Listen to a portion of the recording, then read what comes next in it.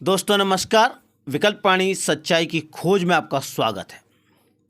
दोस्तों 75 सालों से हर साल 10 दिसंबर को अंतर्राष्ट्रीय मानव अधिकार दिवस मनाया जाता है। इस दिन विश्व स्तर पर बड़े बड़े प्रदर्शन आयोजित किए जाते हैं, जिसमें प्रदर्शनकारी अपने मानव अधिकार की हिफाजत में आवाज़ को बुलंद करते हैं। इस मानव अधिकार में किसी भी इंसान को जिंदगी जीने का अधिकार, आज़ादी का अधिकार, शोषण से मुक्ति का अधिकार, बराबरी का अधिकार, ये सब शामिल है।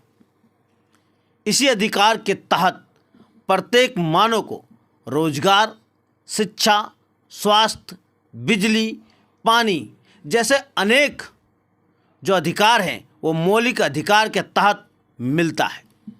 आप सोचेंगे दुनिया भर में एक ही दिन मानवाधिकार दिवस मनाया जाए, ये किसने फैसला लिया और कब लिया? तो आपको बता दें, 75 साल पहले दूसरे विश्व युद्ध के ठीक बाद संयुक्त राष्ट्र ने अपने महासभा में 10 दिसंबर 1948 को मानवाधिकार को अपनाने की घोषणा की। हालांकि आधिकारिक तौर पर इस दिन की घोषणा 10 दिसंबर 1950 को की गई थी। अपने देश हिंदुस्तान में 28 सितंबर 1993 में मानवाधिकार कानून अमल में लाया गया और सरकार ने 12 अक्टूबर 1993 को राष्ट्रीय मानवाधिकार आयोग का गठन किया। यह भी दावा किया जाता है कि प्रत्येक इंसान को अपने मानव अधिकार के प्रति जागरूक किया जाता है। इसीलिए आज विकल्प वाणी टीम कई लोगों से इस विषय पर चर्चा की और समझने की कोशिश की कि मानव अधिकार के बारे में वो कितने जागरूक हैं। तो आइए जानते हैं। मानव अधिकार हमें जैसे कि स्वतंत्रता का अधिकार मिला है, धर्मनिरपेक्षता का अधिकार मिला है, शिक्षा का अधिकार मिला है, समानता का अधिकार मिला है। ये सारे हमारे जन्मजात से अधिकार हैं। जैसे ही हम पैदा होते हैं ये अधिकार हमें दे दिए जाते हैं और संविधान ने भी इनको मान्यता दी गई है। जब मानव अधिकार में रोटी, कपड़ा, मकान, स्वास्थ्य, शिक्षा और चिकित्सा ये शामिल है। जैसे सुरक्षा का अधिकार है, न्याय का अधिकार है, रोजगार का अधिकार है और अपना एजुकेशन का अधिकार है, समानता का अधिकार है, अपनी फ्रीडम है, मतलब स्वतंत्रता है, बोलने की, पहनने की, खाने की, ये सब अधिकार में आते हैं। मानव अधिकार में हमारे को जैसे आवास का है, एजुकेशन का है और काफ़ी सारे अधिकार हमें दिए गए हैं। दोस्तों अभी आप लोगों ने इन लोगों की बातों को सुना। एक बात तो तय है, इन लोगों को किताबों में पढ़ाई गई मानवाधिकार के बारे में अच्छी खासी जानकारी है, लेकिन क्या लोगों को ये अधिकार ज़मीनी स्तर पर मिलते हैं? ये भी हमारी टीम उनसे जानने की कोशिश की। विकल्प वाणी सच्चाई की खोज। मानवाधिकार में एक सरकार की जो नीति है, उस नीति के तहत जिनके पास घर नहीं है सरकार उनको घर देगी। लेकिन हमारे साथ जो हुआ 5 फरवरी 2009 को सरकार ने हमारे घर को तोड़ दिया, लेकिन हम आज तक आवास के लिए दर दर भटक रहे हैं। हम हाई कोर्ट गए, हाई कोर्ट ने हमें डिग्री दिया, उसके बाद भी हमें पुनर्वास नहीं मिला। फिर हमें सुप्रीम कोर्ट जाना पड़ा। सुप्रीम कोर्ट का आदेश आया कि इन सबको बसाया जाए, उसके बाद भी हमें पुनर्वास नहीं मिला। 2017 से लेकर 18 तक हमारा सर्वे हुआ, जिसमें 223 लोग थे। 223 लोगों में सिर्फ 94 लोगों को एलिजिबल पाया गया, जिसमें से 94 लोगों में से सिर्फ 3 लोगों को आवास के नाम पे आवास दे दिया गया। आवास के अधिकार की बात करें तो पहले कोर्ट गए, कोर्ट से फैसला हुआ, फैसला होने के बाद से मिलने की बारी आई और पैसे भी जमा करा लिए। पैसे जमा कराने के बाद भी नहीं दिए तो हम लोग हाथ पैर मारते हुए कई नेताओं के पास गए, जो वर्तमान में ओखला में जो नेता लोग हैं। एक नेता के पास तो हम 198 बार गए।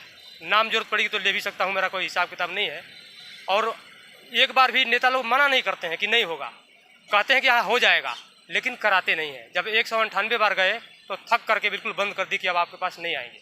इससे दिखता है कि केवल पेपर में ही आवास का अधिकार है बाकी हकीकत में धरातल पर बिल्कुल नहीं है। कंपनी में जब लेडीज़ काम करने जाती है तो वहाँ पे जेंट्स और लेडीज़ बराबर का काम करते हैं। हम भी मशीन चलाते हैं, वो भी मशीन चलाता है, लेकिन वहीं पे उसको 15-16 हज़ार 18 हज़ार तक दिया जाता है। हमें 10 हज़ार के लिए कहा जाए कि 10 हज़ार में कर लो आपका। तो ये समानता है। मेरे अनुसार समान शिक्षा सभी को मिल नहीं पाती है, क्योंकि जैसे कि देश में कुछ लोग गरीब भी हैं, कुछ अमीर हैं, तो एक तरीके का स्तर तय कर दिया गया है अमीर और गरीब के लिए कि अमीर बच्चों का स्कूल ये हो गया है, गरीब बच्चों का स्कूल सरकारी स्कूल माना जाता है। प्राइवेट स्कूल में पैसा ज़्यादा लेते हैं, जिस कारण जो गरीब बच्चे होते हैं, गरीब परिवार से आए होते हैं, वो प्राइवेट स्कूलों में नहीं जा पाते हैं। कुछ मजबूरियां होती हैं, उन्हें जाना ही पड़ जाता है सरकारी स्कूलों में। मान लिया जाता है कि शिक्षा अच्छी मिल रही है, लेकिन शिक्षा के आधार पे तो नहीं बैठा सकते ना, वहाँ पे और तरीके की सुख सुविधाएं होनी चाहिए। जैसे बैठने के लिए डेस्क्स नहीं होती हैं, दरियाँ वगैरह दे दी जाती हैं, कई बार उनको पानी की व्यवस्था नहीं होती है, खाने की व्यवस्था नहीं होती है। इन्हीं सभी के कारण मुझे जैसा लगता है कि समान शिक्षा का अधिकार नहीं मिलता है हमें। जमीनी स्तर पर न्याय का अधिकार नहीं है। आपको मेरे को उनका नाम भूल गया हूँ मैं, चीफ जस्टिस थे, जिनका खुद का कहना था ये कि गरीब इंसान को कोर्ट नहीं आना चाहिए, यहाँ कोई न्याय नहीं मिलता। जब लगाइए हमारे देश के चीफ जस्टिस का ये बयान है तो सोचिए न्याय कहाँ है, और सच्चाई भी है, न्याय कहाँ मिलता है गरीबों को। आप एक काम करिए, थाने में किसी गरीब इंसान का केस हो जाए, डाउट में पकड़ा जाए, तो वो मतलब उससे जो तरीके से बात की जाती लगता है जैसे वो पेशावर अधिक वो है, अपराधी है। वहीं कोई अगर गाड़ी वाला जाए तो वो चाहे उसने किया ही क्यों ना हो, कई मैटर हैं, मतलब जो बड़े बड़े मतलब पूंजीपति हैं या मतलब पैसे वाले हैं, उन्होंने चाहे आदमी को रौन दिया गाड़ी से। अभी मंत्री के बेटे ने भी ऐसा ही कारनामा किया था, तो क्या हुआ, उनको जल्दी से अरेस्ट करने तक के लिए मतलब पुलिस को टाइम नहीं था। और वहीं आम आदमी अगर कुछ ना भी करे, अगर कोई डाउट में आ जाए, तो उसका वो रवैया होता है कि उसका पूरा खानदान थाने में बैठा होता है। तो कहाँ न्याय है, कहाँ अधिकार है? अधिकार तो जब हो ना, जब दोनों के लिए बराबर कानून हो। हमारे तो कानून सिस्टम ही सही नहीं है उस हिसाब से देखा जाए तो।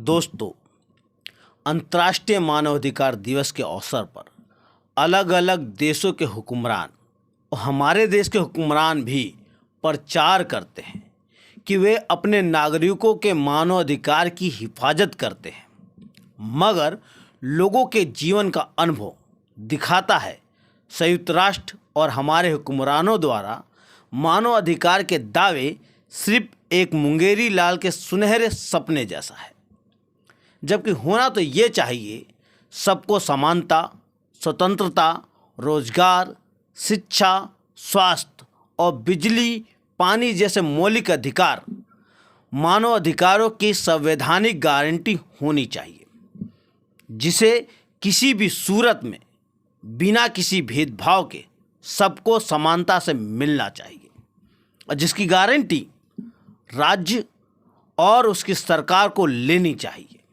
इसके अलावा हर इंसान को जीने का अधिकार है, मगर अपने देश में धर्म, जाति, लिंग, भाषा, क्षेत्र, आरक्षण के आधार पर लोगों को बांटा जाता है। सांप्रदायिक हिंसाओं में हजारों लोगों का कत्ल होता है। सांप्रदायिक हिंसाओं के कई उदाहरण हैं। 1984 में सिखों के जनसंहार, 1992 में बाबरी मस्जिद का विध्वंस के बाद मुंबई, सूरत, कानपुर में कत्लेआम, 2002 में गुजरात में हिंसा, ऐसे अनेकों हिंसाएं हैं। इन हिंसाओं को अर्जित करने वाले गुनहगारों को सजा तक नहीं दी गई। राजनीतिक गलियारों से ही सांप्रदायिक हिंसाओं को भड़काने के कई सबूत मिलते रहे हैं, तब भी सांप्रदायिक हिंसाओं को भड़काने वालों को सजा नहीं, बल्कि बड़े बड़े पदवियां मिलती रही हैं। राज्य, उसकी सरकार और उसकी संस्थाएं सांप्रदायिक हिंसाओं को रोकने में असफल रही हैं, जबकि राज्य और उसकी मशीनरी, संसद, पुलिस, न्यायालय की जिम्मेदारी है वे अपने देश के सभी लोगों की जीवन की सुरक्षा की गारंटी सुनिश्चित करें। वे सांप्रदायिक हिंसाओं के गुनहगारों को कड़ी से कड़ी सजा दे। जिस इलाके में सांप्रदायिक हिंसा हो, उस इलाके के सरकारी अधिकारियों की जवाबदेही तय करें। इन अधिकारियों पर सांप्रदायिक हिंसाओं को ना रोकने के लिए कानूनी कार्रवाई हो। मगर राज्य इन सांप्रदायिक हिंसाओं को दंगा बताकर लोगों के जीवन की सुरक्षा करने के अपनी जिम्मेदारी से पीछे हट जाता है। इसी प्रकार अंतर्राष्ट्रीय तौर पर संयुक्त राष्ट्र और अलग अलग देशों के हुक्मरान मानव अधिकार की हिफाजत करने का दावा करते हैं, मगर इजराइल द्वारा फिलिस्तीनी लोगों के जनसंहार पर चुप रहते हैं। कई देश के हुक्मरान इस जनसंहार के विरोध में थोड़ी बहुत आवाज़ उठाते हैं, मगर अमेरिका द्वारा इजराइल के जनसंहार के समर्थन के चलते वो भी चुप्पी साध लेते हैं। फिर मानव अधिकार की गारंटी कैसे सुनिश्चित हो सकती है? इसके बारे में आप क्या सोचते हैं?